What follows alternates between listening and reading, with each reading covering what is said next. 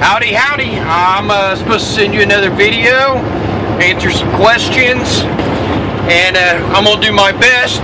Because of my work schedule, I don't have a lot of home time. So I'm going to do what I can here in the truck. As you can see, I'm still driving. I got this big truck here, so hey, let's get going. Alright, this first question, I'm supposed to talk a little bit more about my strategy. My strategy is I want to be this double agent. I want to, in the beginning of this, I realize it's a numbers game. What I want to do is I want to find two people that I want to take to the end with me. So that'd be the final three. Then I want to convince these two other people that we need to bring on three more on board, which would give us 6. Which would give us the numbers in, immunity or, the eliminations. But I also want to set up an alternate group. One, I could tell them the same things I want to tell the first group. So I could play both sides against each other and tell both sides that I want to be a mole for the other side, just to keep track on what they're doing. I've thought about this, and I've watched some of these older episodes, and I keep hearing people say they want to take the strongest players to the end. That is crazy. This is a competition for $100,000. I want to take the person to the end that I can absolutely beat. I don't want to take some guy that, in the very last week's going to beat me out of $100,000. I want to take the people that I'm going to be able to smoke. So in these alliances, I'm going to try to convince some of them to take out the strongest players in the beginning. So I kind of have two game plans rolled up into one, while trying to keep the heat off of me. Okay, now for question 2. Tell us hypothetically what you have done if you were one of the characters from season 1 or 2. I've thought about this one,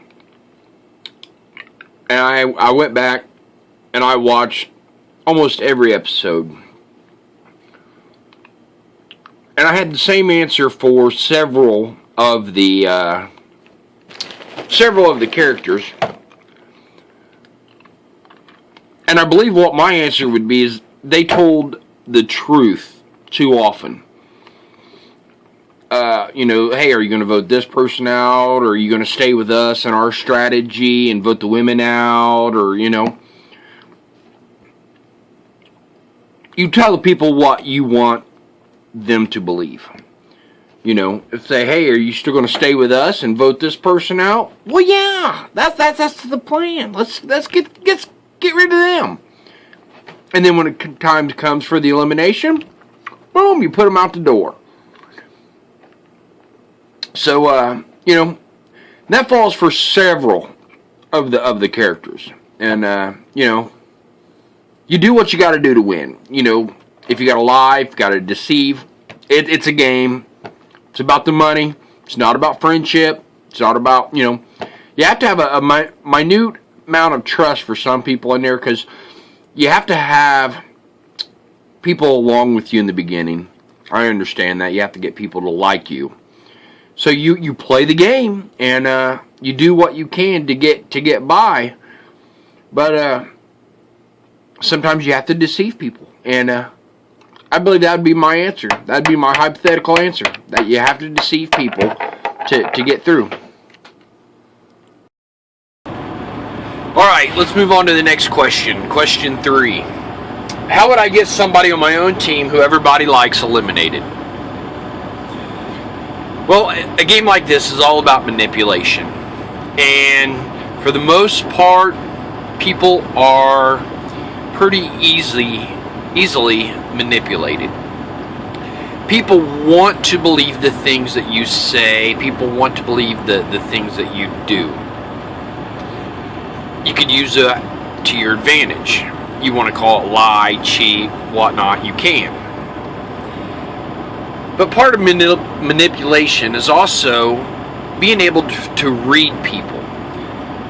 So if you sit back and you just watch people, watch what they do, listen to what they say, you can find out a great many things. You can find out their likes, their dislikes, what they're scared of, what they're proud of, and you use those things to your advantages. There comes a time when you know you need to speak up. There's a time when you need to shut up. And you have to know the difference in order to manipulate people into doing the things that you want them to do. I was a car salesman for a couple years. I was also a recruiter for the military. I know how to manipulate people. I know how to get them to do the things that I want them to do. Okay, let's go on. Next question. How could you use a prize from Stone Cold to manipulate people into liking me? Well, my wife always says that I never met a stranger. People are drawn to me. I'm a lovable guy. But with my strategy, I may piss off a few people, especially if they start to catch on, and I have to change my strategy a little bit. So, if I win a prize and I have to share it, give it away, or whatnot, and to mend in a few fences, I don't have a problem doing that. I'll tell one alliance, hey, if I win this and we get to share it, I may share it with these guys here, to let them think, hey, I am on their side, so they'll continue to feed me information. And then again, I'll tell the people in the second alliance the same thing about the first. So, I'm a lovable guy. They're going to love me. The fans are going to love me. It's going to be a big old hoo-ha. And then again, I may just keep it for myself. I'm in this to win it. I'm in this for me and my wife. I'm not there to make friends. I'll have an alliance, of course. An alliance is a person with a common interest and a common goal. And that common goal is to make it to the end and win the $100,000. Well, if everything goes to plan, I'm going to try to take the two weakest players with me to the end, get rid of everybody else, because I want that money to be mine. So I'm going to do what I can, with what I can, and how I can to make that happen. All right, last question. Relay a story from my life where I had to lie to somebody to get what I wanted. Alright, the biggest lie I believe I ever told, and I got away with it for many years, was that a friend of mine, well, let me start over here. I was 16, and he was 21.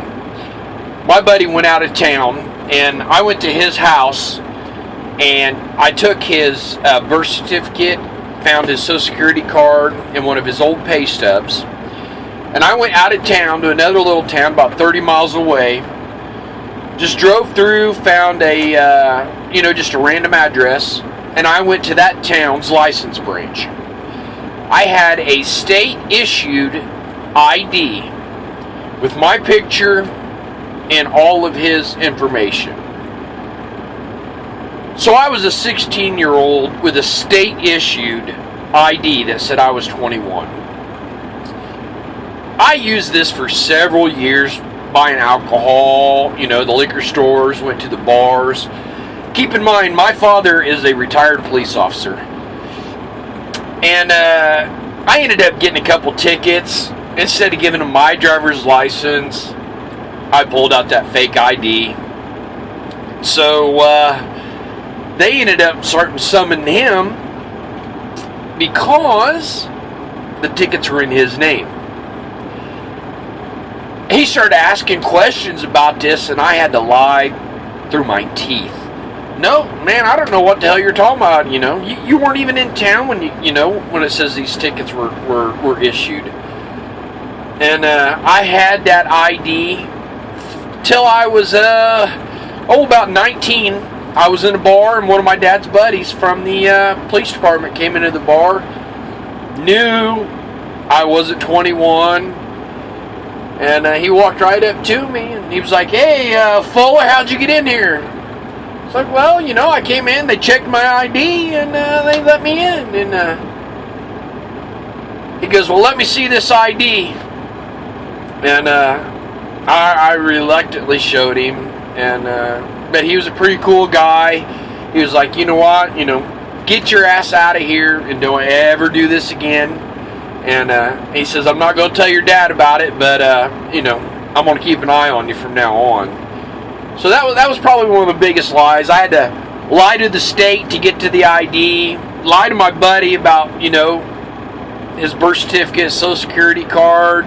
I had to lie to him about the checks, or the tickets rather, and I got away with it for years. And I think only 2 other people in the world know that story.